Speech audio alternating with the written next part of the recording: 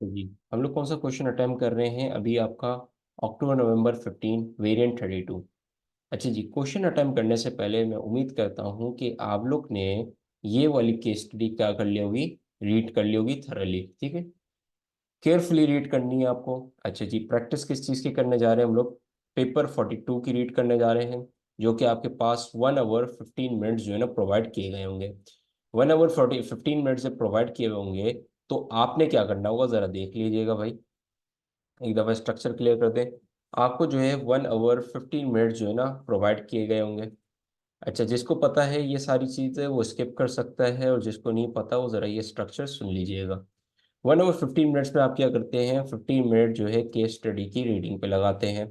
फिर क्या करते हैं, आपके पास दो 20 मार्कर के क्वेश्चन होते हैं। तो एक 20 मार्कर के क्वेश्चन में आप कितने मिनट एलोकेट करने हैं? 30 मिनट्स एलोकेट करने हैं। और 20 मार्कर पे एक 30 मिनट्स एलोकेट करने हैं। ये एक ऑब्वियस चीज़ थी, आपको ये पता होगा। ठीक है, इसको हम लोग साइड पे लगा देते हैं। अच्छा जी, वापसी आ जाओ भाई इधर। स्क्रीन आ गई, स्क्रीन हमारी यहाँ पे। अच्छा जी, 42 जो है ना वेरिएंट के हम लोग प्रैक्टिस कर रहे हैं। क्वेश्चन क्या है? Discuss the importance to Go of undertaking. अच्छा, पुराना पेपर क्यों कर रहे हैं, नया पेपर क्यों नहीं कर रहे? स्टेप बाय स्टेप चलेंगे, आराम आराम से जो है ना अपनी एडवांसिंग करेंगे। मगर पहले आपको जो नहीं करवाना मकसद ये है कि आपको जो है एक फुल समराइज फॉर्म में जो ना आंसर मिल जाए स्ट्रेटेजिक एनालिसिस का। इसके बाद कभी भी आपके पास स्ट्रेटेजिक एनालिसिस का क्वेश्चन आ जाए तो आपको मसला नहीं होगा इसके बाद। ठीक हो गया? अच्छा, अटेम्प्ट करने का क्या तरीका होता है? 20 मार्कर को, जैसे 8 मार्कर में क्या होता है कि इंट्रोडक्टरी पैराग्राफ होता है, दो पैराग्राफ लिखते हैं, खत्म। 12 मार्कर में क्या होता है? इंट्रोडक्टरी पैराग्राफ होता है, दो पैराग्राफ, कंक्लूजन, खत्म। ठीक है, वैसे ही 20 मार्कर कैसे अटेम्प्ट करते हैं? आप क्या करते हो? इंट्रोडक्टरी पैराग्राफ बनाते हो। ठीक है, इंट्रोडक्टरी पैराग्राफ करते हो, इंट्रोडक्शन पैराग्राफ आता है। इसके बाद जो है ना आप एटलीस्ट 3 पैराग्राफ जो है ना बनाते हो। कितने पैराग्राफ बनाते हो? 3 पैराग्राफ बनाते हो। ठीक है, first paragraph, second paragraph and third paragraph. और फिर आप क्या करते हो? एवेल्युएट करते हो अपने आंसर को। ठीक हो गया? अच्छा जी, अब ये डिपेंड करता है कि आप कितने पैराग्राफ बनाते हो, और सवाल के ऊपर डिपेंड करता है आप कितने पैराग्राफ बनाते हो। मिनिमम आपने 3 पैराग्राफ बनाने ही बनाने। मगर आप जैसे देख सकते हो, ये जो क्वेश्चन है ये किसके बारे में है? स्ट्रेटेजिक एनालिसिस के बारे में है। हमारे को पता है स्ट्रेटेजिक एनालिसिस खुद 4 तरह की होती है। अब वो 3 पैराग्राफ में तो ऑब्वियस सी बातें नहीं आएगी, तो हम लोग को एटलीस्ट 4 पैराग्राफ बनाने होंगे। तो 3 पैराग्राफ मिनिमम है। क्वेश्चन के हिसाब से जो है हम लोग क्या करेंगे? वेरिएशन लाते रहेंगे।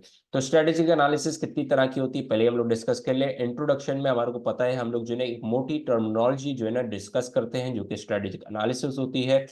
वैसे क्या होता है अभी आपको मैं ये बता दूं। ठीक है, इंट्रोडक्शन के बाद आप क्या करते हो? थोड़ा सा जो है ना करंट सिचुएशन को डिस्कस करते हो। क्या करते हो? करंट सिचुएशन को डिस्कस करते हो बिफोर आप जो है ना 3 पैराग्राफ लिखो। ठीक है, इंट्रोडक्शन, करंट सिचुएशन को डिस्कस करना, और फिर 3 पैराग्राफ, और फिर एवेल्युएशन करते हो।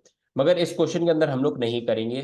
ठीक है, करंट सिचुएशन डिस्कस नहीं करेंगे, क्योंकि हम लोग ने बोला है कि आहिस्ता आहिस्ता एडवांस लेवल पे जाएंगे कि कैसे करते हैं भाई करंट सिचुएशन को डिस्कस, कौन कौन से पॉइंट को जो है ना करंट सिचुएशन में बताए जाते हैं। तो वो सारा जो है ना आराम से जो है ना आते जाएंगे over the period of time.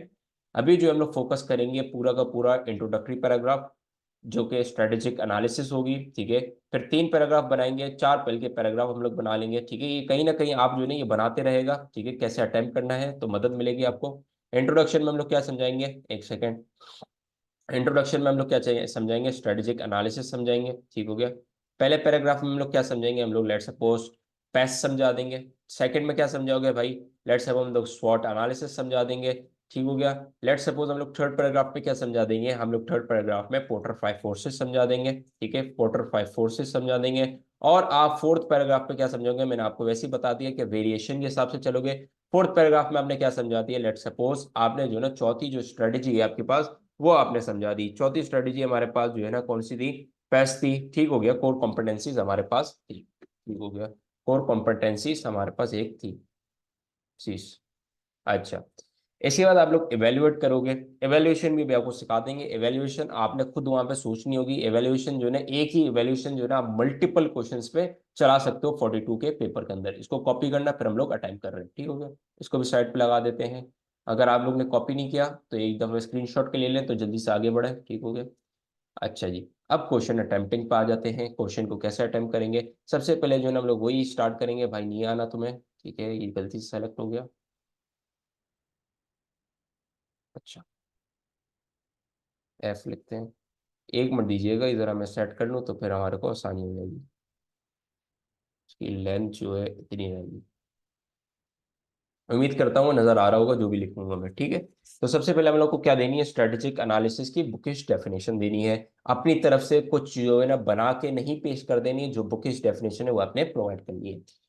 Strategic analysis साथ साथ लिखिएगा और स्पीड भी मेंटेन रखिएगा, तो ये पेपर की भी तैयारी होती रहे। Strategic analysis is the process of conducting research into the business environment into the business environment within which an organization operates, and into the organization itself। एक मिनट बस, हम लोग जो है ना डिस्कस कर रहे हैं, ये डेफिनेशन क्या ही लिखवा रहे हैं हम, ठीक है। तो इसको भी हम लोग डिस्कस करेंगे। अच्छा, जल्दी में थोड़ी सी स्पेलिंग आगे पीछे हो जाए तो खुद करेक्ट कर लीजिएगा, ठीक है। अच्छा, itself to help form future strategies. आपको पता होता है कि आप जब स्ट्रेटेजिक एनालिसिस कर रहे होते हो तो आप अपने बिजनेस की एनवायरनमेंट को भी देखते हो, जो कि इन्फ्लुएंस कर सकता है आपकी फ्यूचर स्ट्रेटजीज को, और एक्सटर्नल इन्फ्लुएंसेस भी देखते हो। जैसे कि आपको पता है भाई, पेस्ट एनालिसिस में क्या होता है, पूरा का पूरा आपका क्या होता है, पूरा का पूरा आपका जो है ना एक्सटर्नल होता है, बिजनेस से बाहर होता है, जो कि आपका पॉलिटिकल होता है, इकोनॉमिक होता है, सोशल होता है और टेक्नोलॉजिकल होता है। सारा का सारा वो इम्पैक्ट जो कि आपकी स्ट्रेटेजी, फ्यूचर स्ट्रेटेजी को दे सकता है, जो कि सारा का सारा क्या होता है, एक्सटर्नल होता है। तो इंटरनल क्या होता है? स्वॉट एनालिसिस आपने पढ़ी थी भाई। स्वॉट एनालिसिस क्या थी? Strength, weaknesses, opportunity and threat. तो आपकी जो स्ट्रेंथ और वीकनेसेस जो थी वो आपकी इंटरनली होती है। तो बेसिकली आप जब डेफिनेशन पढ़ोगे तो आपको नजर आएगा, conducting research into business environment within which an organisation operates, जहां पे बिजनेस खुद ऑपरेट करते हैं, मतलब internal factors, and into the organisation itself to help from the future strategy. तो इंटरनल और एक्सटर्नल दोनों जो है ना फैक्टर इसके अंदर आ जाते हैं। अब हम जो है ना थोड़ा सा इंट्रोडक्शन के साथ ही जो है पैराग्राफ जोड़ते हैं और आगे बढ़ते हैं। Tools for strategic analysis include स्वॉट, PEST, Porter's 5 forces analysis and core competencies. अच्छा, जिन्होंने ये फाइंड आउट करी है उनके नाम भी लिख सकते हैं, जैसे पॉटर 5 फोर्सेस माइकल पॉटर ने निकाली थी। कोर कॉम्पेटेंसी आपके प्राहल्ट और हेमल ने निकाली थी, वो भी लिख सकते हैं। मगर हम लोग जो है सिर्फ थ्योरी वाइज जो है ना एनालिसिस के ऊपर वादे बातें सिर्फ करेंगे, ठीक है, डिस्कशन हम लोग सेलेक्ट करेंगे।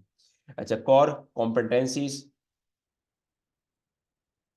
एनालिसिस, ठीक हो गया। अब हम जो है ना डिस्कशन स्टार्ट कर रहे हैं। हमारा पैराग्राफ स्टार्ट हो रहा है और हम लोग जो है ना पहले क्या समझा रहे हैं, स्वॉट एनालिसिस समझा रहे हैं। रिस्पेक्टिव टू दिस जो है ना हम लोग जाएंगे, ठीक हो गया। स्वॉट पहले तो समझेंगे, स्वॉट एनालिसिस है क्या। अ स्वॉट analysis is the exploration of the strength and weaknesses, जो कि आपके इंटरनल होते हैं, weaknesses a business has and the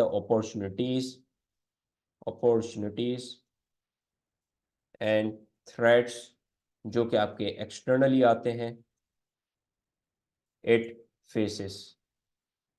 strength, अच्छा हम थोड़ा सा जो है ना केस स्टडी से भी रेफर करते रहेंगे साथ साथ, ठीक है। स्ट्रेंथ फॉर गो, अभी हम लोग ने ये देखा था अभी। अच्छा, 2015 का पास पेपर मुझे मिल नहीं रहा ऑनलाइन। तो हम लोग जब रीडिंग कर रहे थे, ठीक है, ये आप रीड करके बैठेंगे तो आपको जो है एंड में जो है ना लास्ट अपेंडिक्स दिखेगा। लास्ट अपेंडिक्स के अंदर जो है कुछ स्ट्रेंथ और कुछ वीकनेसेस आपको मिलेंगे, बस उसी के ऊपर डिस्कस थोड़ी सी करेंगे। Strength for go would include would include an excellent growth record in recent years, supported by good brand name। Obvious सी बात है यार, आपका जब ब्रांड नेम अच्छा होगा जब भी तो आपको एक्सीलेंट ग्रोथ जो है ना रिकॉर्ड होगी। And consistent decision making. मगर एक नुकसानात भी है, आपने ये भी पढ़ोगे वो जो स्ट्रेंथ और वीकनेसेस है वहाँ पे नैरो स्पैन ऑफ कंट्रोल की बात करी हुई है। और वहाँ पे डेलीगेशन भी नहीं कर रहा।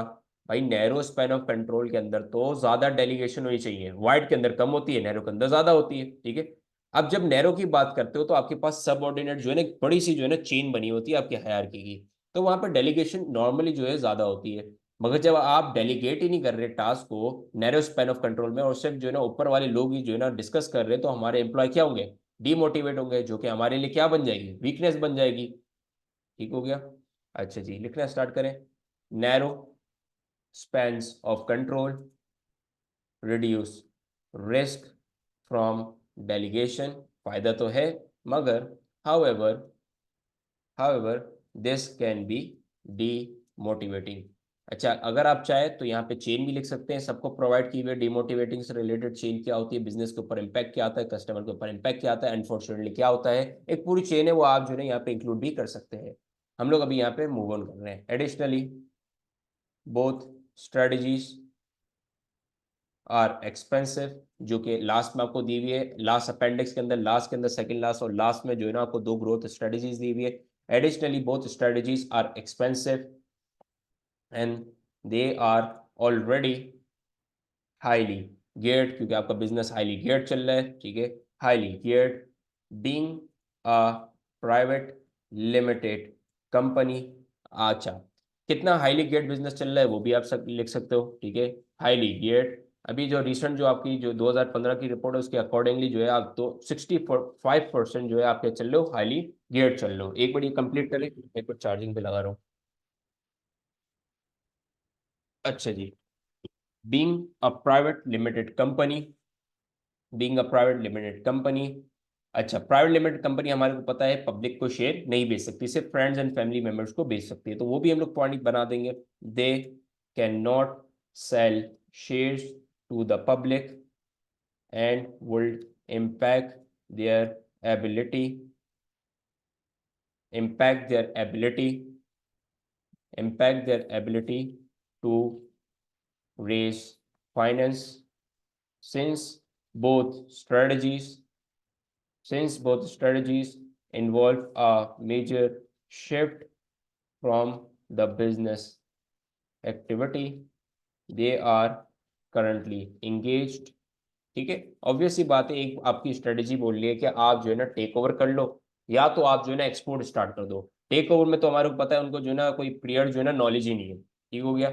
और जो एक्सपोर्ट कर रहे हैं तो एक्सपोर्ट की वजह से जो है ना आपको जो है ना डिफरेंट जो है ना मसाइल आ सकते हैं। अगर आपने चैप्टर पढ़ा हुआ है इकोनॉमिक इन्फ्लुएंसेस वाला तो अभी आपको समझ आ जाएगा, ठीक हो गया। अगर आप एक्सपोर्ट करना चाहते हो किसी कंट्री पे तो आपको जो है ना क्या क्या जो है ना नुकसान हो सकते हैं, क्या क्या फायदे हो सकते हैं, ठीक है, ये सारी चीजें इन्वॉल्व करती है। अच्छा जी, activity they are currently engaged in, the existing organization structure may not give them the flexibility required, as it is rigid and inflexible with slow vertical communication। अच्छा जी, अपॉर्चुनिटीज की भी थोड़ी बात कर लें जो कि एक्सटर्नल होती है। अपॉर्चुनिटीज, अच्छा अपॉर्चुनिटीज क्या है हम लोग ने, अच्छा ये अभी तक जितनी मैंने बात करी है वो पूरे के पूरे अपेंडिक्स से बात करी है, ठीक है। अच्छा, अपॉर्चुनिटी जो हम लोग ज्यादा से ज्यादा निकाल सकते हैं अपॉर्चुनिटी यहाँ पे, हमारे जो बिजनेस है गो को कहाँ से मिल रही है, आपको पता है अभी गवर्नमेंट क्या कर रही है आपकी एंटी। अच्छा, अभी हम लोग क्या सोच रहे हैं, बेसिकली हम लोग ये सोच रहे हैं कि हम लोग एक्सपोर्ट करेंगे, ठीक है। एक्सपोर्ट हम लोग करेंगे, जब हम लोग एक्सपोर्ट करेंगे तो हमारे को जो है एक डेप्रिसिएशन जो है ना जरूरत है करेंसी के बारे में। चले यार लिख लें, पहले आ जाए लिख लें, फिर हम लोग जो है ना डिस्कस करते हैं।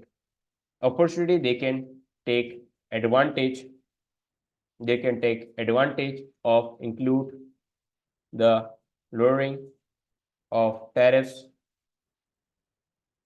However however they have, जो मैं पॉइंट बताना चाह रहा था, अब आ जाओ। however they have had many changes of government and thus this may not last and threat being the competition in the market। अच्छा जी, ये हम लोग ने स्वॉट एनालिसिस जो है ना कंप्लीट करा है। अब हम लोग आएंगे पेस्ट एनालिसिस के ऊपर। एक दफा वीडियो को स्टॉप कीजिएगा, रीड कीजिएगा, कुछ समझ में आए व्हाट्सएप कर दीजिएगा, ठीक हो गया। तो पॉइंट जो है वहाँ पे भी समझा दूंगा। अच्छा जी, इसके बाद जो है ना हम लोग पेस्ट एनालिसिस पे आते हैं। हमारे को पेस्ट एनालिसिस पता है तो लिखना स्टार्ट करें। अब paste analysis is an examination, थोड़ी सी definition, is an examination of the external environment। external environment थोड़ा सा हम लोग बताएंगे भी, external environment कौन कौन से, political, इसके अलावा economical, या economic सिर्फ लिख देते हैं ज़्यादा बेहतर रहेगा। इसके अलावा social and technological, ठीक हो गया। within which a business works, एक second,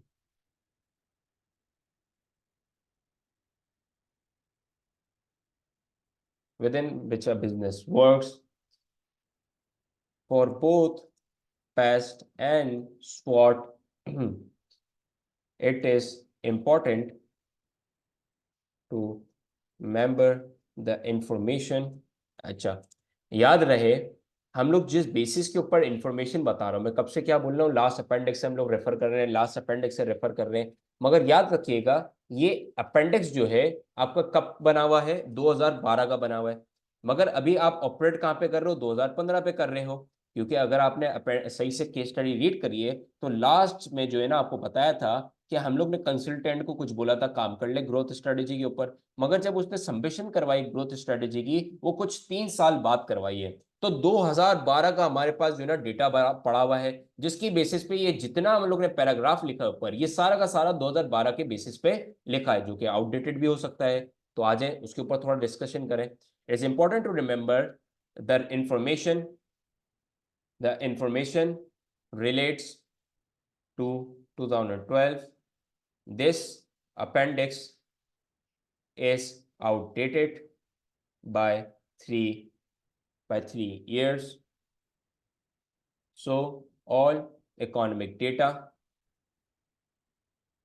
they have is not relevant and outdated।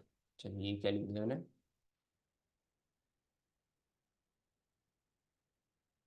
relevant and outdated। आगे लिखे, in fact currently the government pursuing anti-inflationary policies and could impact them negatively, especially if they need to take out a loan as interest rates would be high। अगर आप economics के student हैं और आपको chain पता है macro equilibrium की, ओ macro level की, ठीक है, तो आप जो है समझ गए होंगे ये क्या बोलना चाह रहा है। अगर आप नहीं समझे और आप एक इको के स्टूडेंट नहीं है तो आज चेन समझा दो थोड़ी छोटी सी। हमेशा आप जब इन्फ्लेशनरी एंटी इन्फ्लेशनरी पॉलिसी लगाते हो तो आप कौन सी पॉलिसी लगाते हो, कॉन्ट्रैक्शनरी पॉलिसीज लगाते हैं, ठीक है। कॉन्ट्रैक्शनरी आपके पास fiscal fiscal and monetary policy आ जाती है। अच्छा जी, फिस्कल क्या होती है, मॉनेटरी क्या होती है। फिस्कल के अंदर आप टैक्सेस एंड गवर्नमेंट स्पेंडिंग के साथ जो है ना खेलते हो, ठीक हो गया। वेयर एज इन मॉनेटरी आप मनी सप्लाई और इंटरेस्ट रेट के साथ खेलते हो, ठीक हो गया। अच्छा, अगर हमारे को अपने मुल्क के अंदर इन्फ्लेशन खत्म करनी है तो हम लोग टैक्सेस को क्या करते हैं, इंक्रीज कर देते हैं। अब चाहे वो आपकी इनकम टैक्स हो, चाहे अब आपका कॉर्पोरेशन टैक्स हो। और गवर्नमेंट स्पेंडिंग क्या हो जाती है आपकी, ऑब्वियस बात है, डिक्रीज हो जाती है, ठीक है। इतना ज्यादा जो है ना ये इम्पैक्ट बताना नहीं है हमारे को, ना टैक्सेस का ना गवर्नमेंट स्पेंडिंग का। अच्छा, और अगर हम लोग को हमारे मुल्क के अंदर अगर हमारे को इन्फ्लेशन कंट्रोल करनी होती है तो हम लोग मनी सप्लाई को क्या करते हैं, डिक्रीज कर देते हैं, और इंटरेस्ट रेट्स को क्या करते हैं, इंक्रीज कर देते हैं। हमारे को पता है जब हम इंटरेस्ट रेट को इंक्रीज करते हैं तो हमारी जो कॉस्ट ऑफ बोरिंग जो होती है वो क्या हो जाती है, इंक्रीज हो जाती है। कॉस्ट ऑफ बोरिंग क्या हो जाती है, इंक्रीज हो जाती है, जिसकी वजह से आपने जो है ना मोर इंटरेस्ट जो है ना क्या करना पड़ता है, पे करना पड़ता है। और अगर आप इस सिचुएशन के अंदर इन्वेस्टमेंट करते हो और बैंक से जाके पैसा लेते हो तो वो आपसे क्या करेगा, इंटरेस्ट रेट ज्यादा चार्ज करेगा, जिसकी वजह से आपको ज्यादा रिटर्न देना पड़ेगा। आपको ये पता है, आपको ये बताया भी गया है कि इसका प्रॉफिट बिफोर टैक्स जो है, जो कि हमारा जो टैक्स जो है, जो कि प्रॉफिट बिफोर टैक्स है, वो क्या है, रिड्यूस हो चुका है। वो रिड्यूस इसके लिए हो रहा है, हमारा मेरे ख्याल में 2 मिलियन था और जो है ना वो कहाँ पे गिर गया, $1.8 मिलियन के ऊपर गिर गया। वो इसके लिए गिर गया क्योंकि आपकी गियरिंग क्या हो रही थी, बढ़ रही थी, 60 से 65% क्या हो रही थी, इंक्रीज हो रही थी। अब लेट सपोज आपके जो है ना फर्म ने और फर्दर बोरिंग करिए, हमारे को पता है एंटी इन्फ्लेशनरी पॉलिसी चल रही है, मतलब कि कॉन्ट्रैक्शनरी फिस्कल या मॉनेटरी पॉलिसी चल रही है, जिसमें आपका इंटरेस्ट रेट क्या हो गया, इंक्रीज हो जाएगा, जिसकी वजह से कॉस्ट ऑफ बोरिंग क्या हो गई, इंक्रीज हो गई है, जिसकी वजह से क्या होगा, अब आपको ज्यादा इंटरेस्ट पे ऑफ करना पड़ेगा, जिसकी वजह से आपको प्रॉफिट बिफोर टैक्स भी क्या हो जाएगा, रिड्यूस हो जाएगा फर्दर। ये 1.8 से और फर्दर क्या हो जाएगा, रिड्यूस हो जाएगा। अच्छा जी, as interest rate will be high. ठीक हो गया, हम लोग ने ये भी पॉइंट बना दिया और समझा भी दिया। इसके बाद हम लोग आते हैं कोर कॉम्पिटेंसी पे। ठीक है, कोर कॉम्पिटेंसीज। अच्छा, आप ये देख रहे हैं कि हर पैराग्राफ हमारा क्या नहीं हो रहा, बड़ा नहीं हो रहा। जैसे कि स्वॉट देख रहे हो, आपकी एक अच्छी लेंथ मैंने लिखी क्योंकि मैं ज्यादा से ज्यादा रेफर कर सक रहा था केस स्टडी से वहां से। ठीक है, मगर पेस्ट पेस्ट एनालिसिस के अंदर मैं कम रेफरिंग कर सकता था तो मैंने कम लिख दिया। अब जब मैं कोर कॉम्पिटेंसीज लिखूंगा तो शायद इसमें भी कम लिखूं, और शायद मैं पोर्टर 5 फोर्सेज में मुझे इतनी इंफॉर्मेशन मिल जाए तो मैं जो है ना पूरा पेज भर दूं।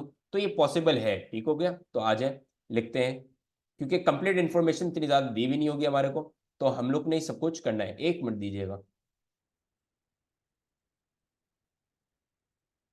Core competencies. अच्छा, कोर कॉम्पिटेंसीज क्या है वो भी थोड़ा सा बता देते हैं। Core competencies are the ability, ability ज्यादा वर्ड सही नहीं रहेगा, कैपेबिलिटी ज्यादा सही रहेगा, capability that are essential for a business to gain competitive advantage। अच्छा, अगर आपने ये समझना है तो कोर कॉम्पिटेंसीज क्या करके आएंगे, रिवाइज करके आएंगे, तो आपको इंशाल्लाह समझ आने लगेगा ये भी। कोर कॉम्पिटेंसी में हमने 3 चीजें पढ़ी थी। ठीक है, अच्छा जी, आगे बढ़ते हैं। To gain competitive advantage, Go needs to figure out Go needs to figure out Go needs to figure out their core competencies competencies। सबसे पहले तो उसको खुद जो है ना फिगर आउट करना पड़ेगा कि उसकी जो है ना कोर कॉम्पिटेंसीज क्या है, and see if it can be transferred to either producing a large range of ovens in country Y।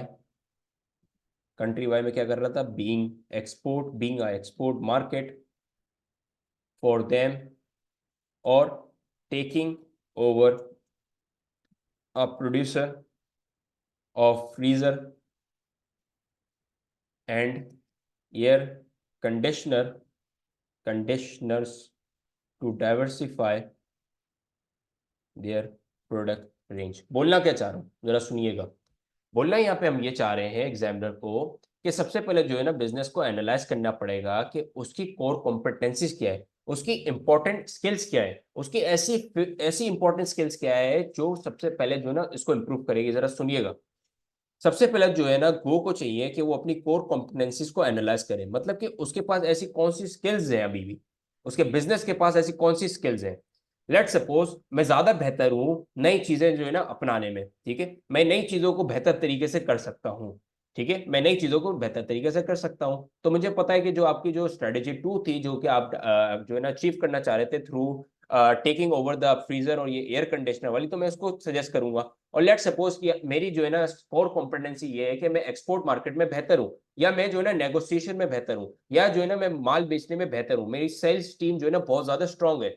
अगर आपको याद हो तो इसने बताया था आपको, जरा सुनिएगा कि आपकी सेल्स टीम जो है ना बहुत ज्यादा स्ट्रांग है। जब आपकी सेल्स टीम बहुत ज्यादा स्ट्रांग है, ये आपकी कोर कॉम्पिटेंसीज है, ठीक है। यहाँ पे मैं ब्रैकेट में लिख लेता हूँ, आप लिखेंगे, बड़ा ही अच्छा पॉइंट है, ठीक है। सेल्स टीम आपकी क्या है, इस बिजनेस की भी स्ट्रांग थी, केस स्टडी से रेफर है ये वाला पॉइंट, ठीक है। सेल्स टीम क्या है आपकी, स्ट्रांग है। जब आपकी सेल्स टीम स्ट्रांग है तो ये आपकी जो है ये गो के लिए क्या है, कोर कॉम्पिटेंसी है, कॉम्पिटेंसीज है, ठीक है।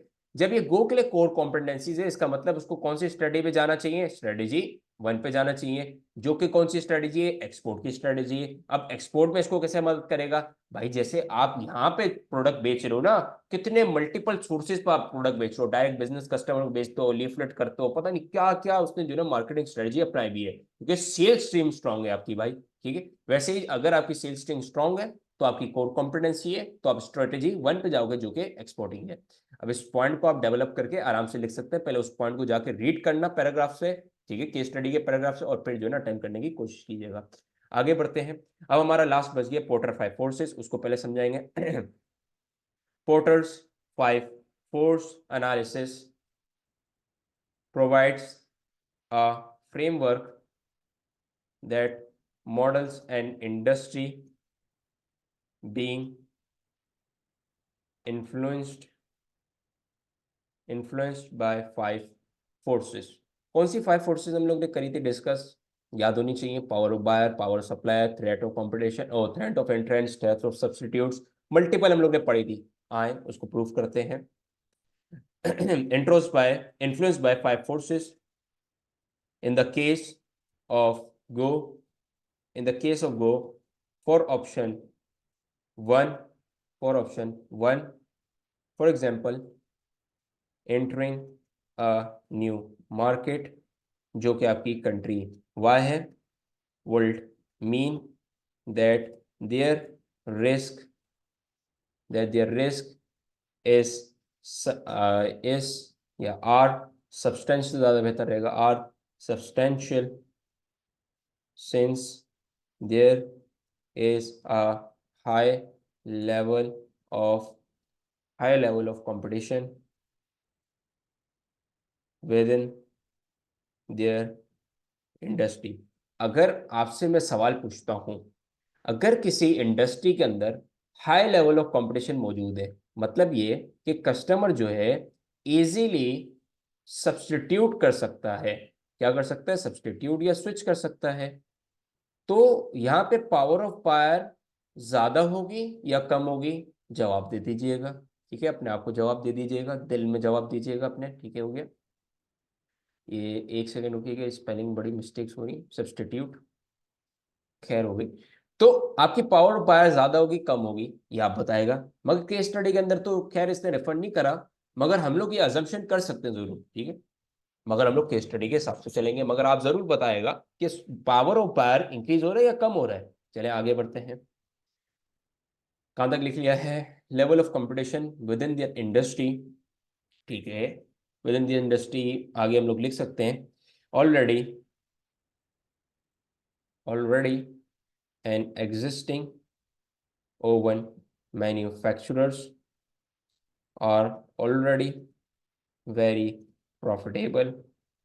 However, no information has been provided on barriers of entry, जो कि threat of entrance होता है, barriers of entry, powers of buyers, and therefore determining the level of competitive rivalry is difficult। तो हम ये नहीं बता सकते कि इजीली, अच्छा क्या पता हमारा गो जो है एक बेहतरीन क्वालिटी प्रोडक्ट बनाता हो, जो कि कंट्री वाई के कोई भी ओवन मैन्युफैक्चरर मीट ही ना कर सके, ठीक हो गया। तो लिहाजा हमारे को अभी तक ये पता ही नहीं इन्फॉर्मेशन कि हम लोग यहाँ पे सही से जजमेंट इवेल्युएशन कर सके कि भाई आसानी से सब्स्टिट्यूट है गो के या नहीं है, ठीक है। आगे बढ़ते हैं। With option to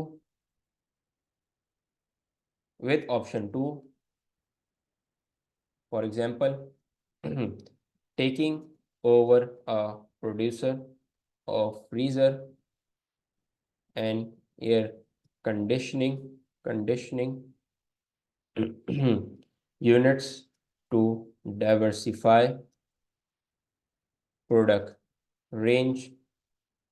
Go needs to carry out detailed market research क्योंकि इसके पास गो के पास अभी कोई प्रियर जो नॉलेज होती है इस इंडस्ट्री की नहीं है. Detailed market research in order to understand in order for them to understand barriers of entry, power of buyer, power of supplier, और भी आप कुछ लिख सकते हैं.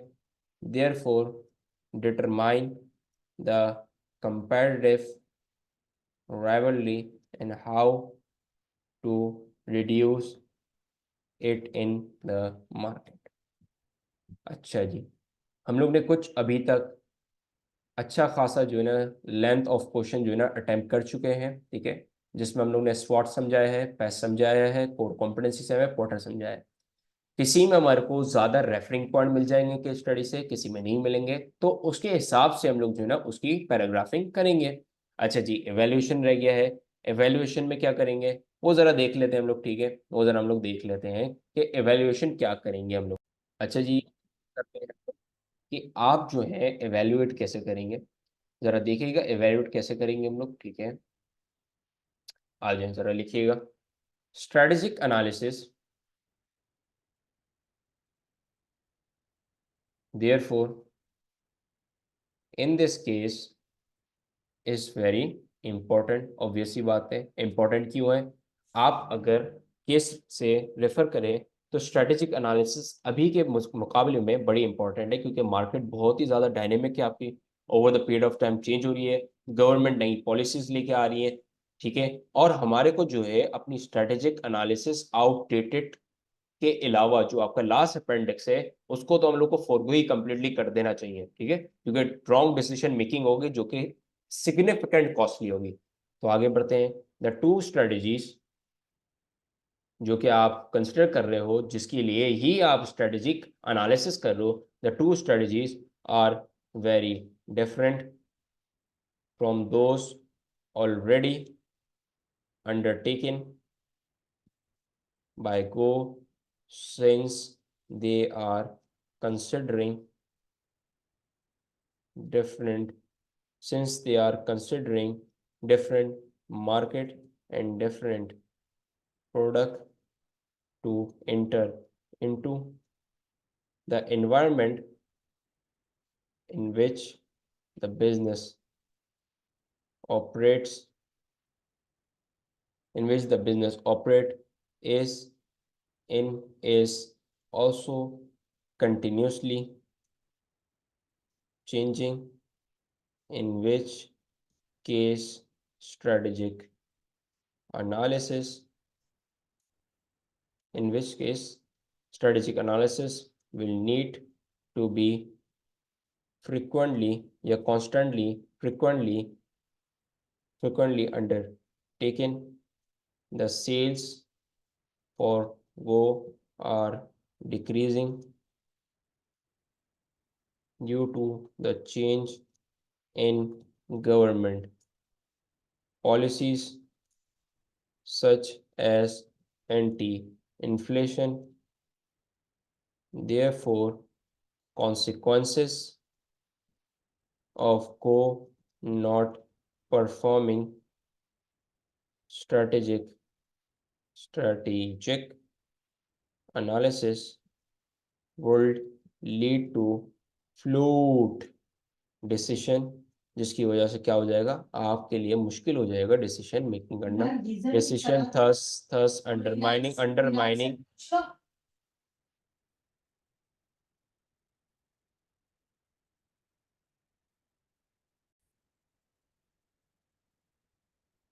decisions, thus undermining